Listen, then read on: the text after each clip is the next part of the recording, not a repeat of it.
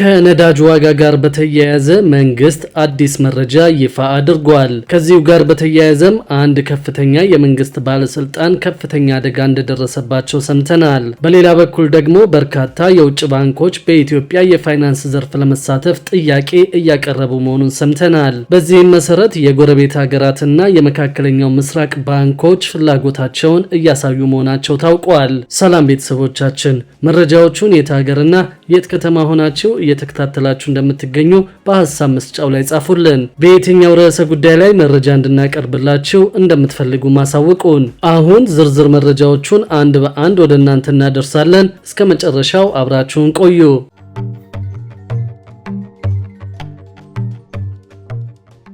ከነዳጅ ዋጋ ጋር በተያያዘ መንግስት አዲስ መረጃ ይፋ አድርጓል። በዚህም የሐምሌ ወር የነዳጅ ምርቶች የችርቻሮ መሸጫ ዋጋ በነበረበት እንደሚቀጥል የንግድና ቀጠናዊ ትስስር ሚኒስቴር ገልጿል። የሐምሌ ወር የነዳጅ ምርቶች የችርቻሮ መሸጫ ዋጋ ከዛሬ ጀምሮ በሰኔ ወር ሲሸጥበት በነበረበት የመሸጫ ዋጋ እንዲቀጥል በመንግስት መወሰኑን የንግድና ቀጠናዊ ትስስር ሚኒስቴር ገልጿል። የነዳጅ ማደያዎችና ኩባንያዎች በነዳጅ ውጤቶች ግብይት አዋጁና በአሰራር መመሪያው መሰረት ውሳኔውን ተግባራዊ በማድረግ ህብረተሰቡን በቀናነትና በታማኝነት እንዲያገለግሉ ሚኒስቴር መስሪያ ቤቱ በጥብቅ አሳስበዋል። ከዚሁ ጋር በተያያዘ ከባድ የመኪና አደጋ የደረሰባቸው ሚኒስትር ለ6 ቀን በጽኑ ህሙማን ክፍል ውስጥ መሆናቸው ታውቋል። የንግድና ቀጠናዊ ትስስር ሚኒስቴር ሚኒስትር ዶክተር ካሳሁን ጎፌ ባለፈው ሳምንት እሁድ ከደረሰባቸው ከባድ የመኪና አደጋ ጋር በተያያዘ ላለፉት 6 ቀናት በኢትዮ ጠቢብ ሆስፒታል በጽኑ ህሙማን ክፍል ወይም አይሲዩ የህክምና ክትትል በሐኪሞች እየተደረገላቸው መሆኑን ዋዜማ ዘግባለች። እንደ ዋዜማ ምንጮች ከሆነ ሚኒስትሩ በወቅቱ በአልኮል መጠጥ ተጽዕኖ ስር ሳይሆኑ እንዳልቀሩ መታመኑ ተጠቁመዋል። ሚኒስትሩ አደጋው የደረሰባቸው ባለፈው ሳምንት እሁድ ሰኔ 14 ቀን 2017 ዓ.ም ለሰኞ አጥቢያ ከሌሊቱ 7 ሰዓት ገደማ ወደ ቤታቸው በማምራት ላይ ሳሉ ራሳቸው ሲያሽከረክሩት የነበረው መኪና በካርል አደባባይ ከቆመ ኤክስካቫተር ጋር በመላተሙ እንደሆነ ምንጮቹ ገልጸዋል። በግጭቱ ሚኒስትሩ ካሳሁን በእጃቸው በእግራቸውና በደረት አጥንቶቻቸው ላይ ከባድ ጉዳት እንዳገኛቸው ተመልክቷል። ሚኒስትሩን ከአደጋ ስፍራው ወደ ሆስፒታሉ ያደረሷቸው ሰዎች በግጭቱ ከተጎዳው ተሽከርካሪ ሲያወጧቸውም ሆነ የተሻለ ሕክምና ያገኙባቸዋል ወዳሉት የተለያዩ ሆስፒታሎች ሲያዘዋውሯቸው ከፍተኛ የመንግስት ባለስልጣን መሆናቸውን ባይገነዘቡም በአልኮል መጠጥ ተጽዕኖ ውስጥ እንደነበሩ ግን ማወቃቸውን ምንጮቹ ገልጸዋል። የመኪና አደጋውን ጠቅላይ ሚኒስትሩና ሌሎች አካላት እንዳይሰሙት ለመደበቅና ለተሻለ ሕክምና ከሀገር ወጣው እንዲታከሙ ታስቦ እንደነበር የመረጃ ምንጮቹ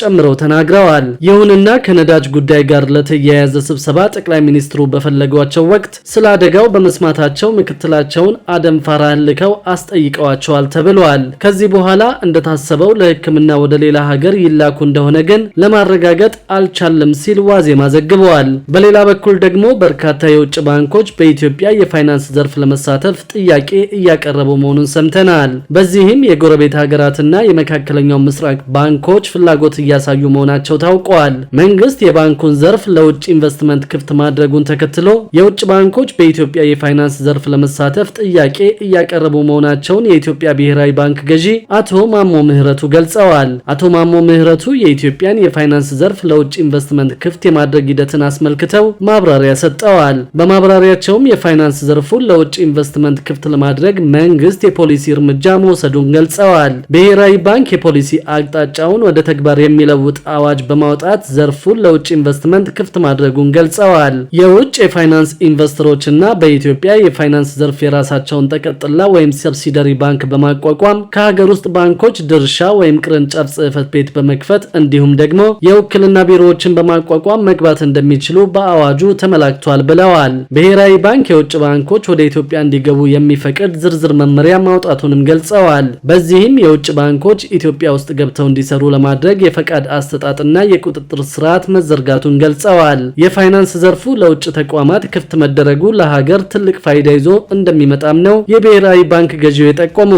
ላብነትም በፋይናንስ ዘርፉ ያለውን ካፒታል ለማሳደግ፣ አዳዲስ አገልግሎቶችን ለማስተዋወቅ፣ የፋይናንስ ተደራሽነትን ለማሳደግ፣ የዲጂታል የባንክ ስርዓትን ለማስፋፋትና ተወዳዳሪነትን ለማሳደግ ያስችላል ያሉት በርካታ የውጭ ባንኮች በኢትዮጵያ የፋይናንስ ዘርፍ ውስጥ ለመሳተፍ ጥያቄ በማቅረብ ላይ እንደሚገኙ ጠቅሰው ብሔራዊ ባንክም ፈቃድ ለመስጠት ጥያቄያቸውን እየተቀበለ እንደሚገኝ ተናግረዋል። በአሁኑ ወቅት የጎረቤት ሀገራትና የመካከለኛው ምስራቅ ባንኮች ፍላጎታቸውን እያሳዩ መሆኑን ገልጸው ባንኮቹ በኢትዮጵያ ኢኮኖሚ እሴት የሚጨምሩና የፋይናንስ ዘርፉን ይበልጥ ጠንካራ የሚያደርጉ ከሆነ እንዲሰማሩ ፈቃድ ይሰጣቸዋል ብለዋል። ዘርፉን ለውጭ ኢንቨስትመንት ክፍት የማድረግ ዋና ዓላማው ብድርን ወደ ኢንቨስትመንት ለማሸጋገር አካታችነትን ለማጠናከርና ኢኮኖሚውን ይበልጥ ምርታማ እንዲሆን ለማስቻል መሆኑን አስገንዝበዋል። በሌላ በኩል ደግሞ ለሀገር አቋራጭ የህዝብና የጭነት ትራንስፖርት አሽከርካሪዎች የብቃት ምዘና ዳግም ሊሰጥ መሆኑ ታውቋል። የትራንስፖርትና ሎጂስቲክስ ሚኒስቴር ለሀገር አቋራጭ የህዝብና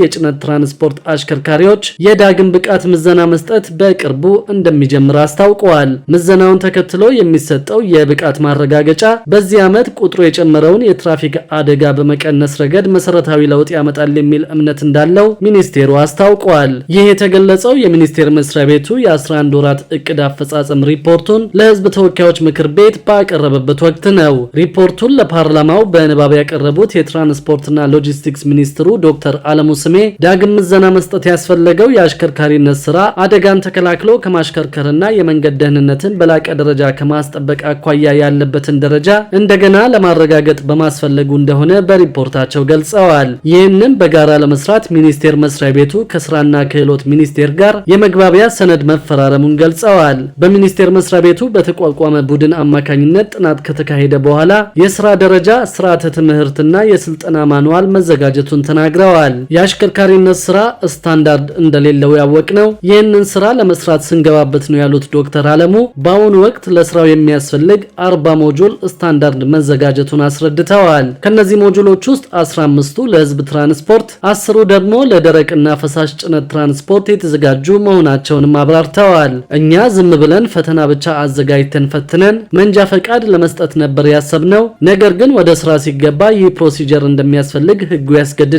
ደረጃውን የጠበቀ ምዘና ለማድረግም የተለያዩ ጉዳዮችን ማሟላት አለባቸው። ይህንን ጨርሰናል። አሁን ምዘና ወደ ማዘጋጀት ተገብቷል ሲሉ ሂደቱ የደረሰበትን ደረጃ አመልክተዋል። መስሪያ ቤቱ ምዘናውን የሚያደርገው ከዚህ ቀደም እንደነበረው ስህተት በማይፈጥር ደረጃ መሆኑን ሚኒስትሩ ገልጸዋል። ሂደቱ በሚኒስትሮች በቅርብ ክትትል እየተመራ ከሰዎች ንክኪ ነጻ በሆነና ማንም በምንም መልኩ አድሎ መስራት የማይችልበት መልኩ የሚከናወን መሆኑንም ገልጸዋል። የመንጃ ፈቃድንም ሆነ የምንሰጠውን የብቃት ማረጋገጫ ከፋይዳ ጋር እናያይዘዋለን። ለኮፒና ለፎርጅድ በማያጋልጥ መልኩ እናደርጋለን ማለት ነው። በዚህም ተመሳስሎ የተሰራ ማስረጃ መያዝ በማይቻልበት ሁኔታ እናደርገዋለን ሲሉ ዶክተር አለሙ የሚኒስቴር መስሪያ ቤታቸውን የወደፊት እቅድ ጠቁመዋል። የብቃት ማረጋገጫ የሚጀመረው ሚኒስትሩ የትራፊክ አደጋ ዋና አድራሾችና በጅምላ ሰው የሚጨርሱ ሲሉ ከጠሯቸው የጭነት መኪናዎችና አውቶቡሶች አሽከርካሪዎች ነው። ለአሽከርካሪዎች እንደሚሰጠው የብቃት ማረጋገጫ ሁሉ የተሽከርካሪ መለያ ቁጥርን የተመለከቱ